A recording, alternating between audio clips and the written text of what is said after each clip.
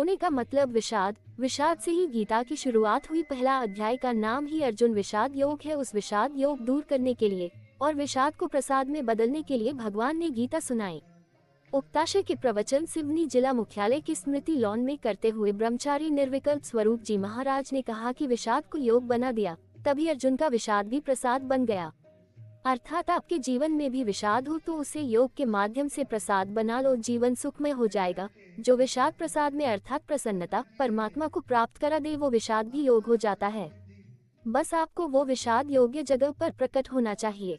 गलत जगह पर आपने विषाद प्रकट किया तो वो और ज्यादा विषाद से आपको ग्रसित होना पड़ेगा। बांग्लादेश में हिंदू भाइयों पर हो रहे अत्याचार पर व्यथित हो ब्रह्मचारी जी महाराज ने कहा, यह अत्यंत निंदनीय है। आए दिन समाचार में आ रहा है, आज इतने हिंदुओं की हत्या कर दी गई, हिंदू महिलाओं के साथ गलत काम किया गया, हिंदुओं के स्थान मंदिर आदि लूट लिए गए। आज ही हमें पता चला वहां पर किसी पुजारी के हाथ पैर बांध दिए और उसको धारदार हथियार से मार डाला गया। पिछले 2 दिन में 4 जगह ऐसी घटना हो गई। सोचिए ये आसुर भाव को धारण करने वाले कब तक टिकेंगे। आज अखबार पढ़ते पढ़ते हमको लगा कि कुछ करना चाहिए। वहाँ तो हम अब तो उस देश में जा नहीं सकते तो क्या करें, तब ये बात निकल कर आई। वहाँ नहीं जा सकते तो यहाँ से भगवान से प्रार्थना कर ही सकते हैं कि उनको सद्बुद्धि दे भगवान वहाँ की सरकार को, और दूसरा ये कि वहाँ जितने लोगों के प्राण चले गए उनकी आत्मा की शांति के लिए कुछ करें।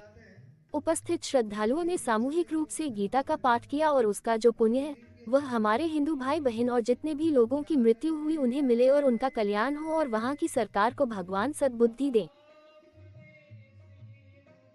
श्री परमात्मने नमः। श्री परमात्मने नमः। श्रीमद्भगवद्गीता श्रीमद्भगवद्गीता अथ द्वादशोऽध्यायः। अथ द्वादशोऽध्यायः। एवं सततयुक्ता ये भक्तास्त्वां पर्युपासते ये चाप्यक्षरमव्यक्तम् तेषां के योगवित्तमाः। श्रीभगवानुवाच मय्यावेश्य मनो ये मां नित्ययुक्ता उपासते श्रद्धया परयोपेतास्ते मे युक्ततमा मताः। ये त्वक्षरमनिर्देश्य मव्यक्तं पर्युपासते सर्वत्र गमचिन्त्यं च कूटस्थमचलं ध्रुवं सन्नियम्येन्द्रियग्रामं सर्वत्र समबुद्धयः ते प्राप्नुवन्ति मामेव सर्वभूतहिते रताः। क्लेशोऽधिकतरस्तेषामव्यक्तासक्तचेतसाम् अव्यक्ता हि गतिर्दुःखम् देहवद्भिरवाप्यते। एतु सर्वाणि कर्माणि मयि सन्न्यस्य मत्पराः अनन्येनैव योगेन मां ध्यायन्त उपासते तेषामहं समुद्धर्ता मृत्युसंसारसागरात् भवामि न चिरात् पार्थ मय्यावेशितचेतसाम्।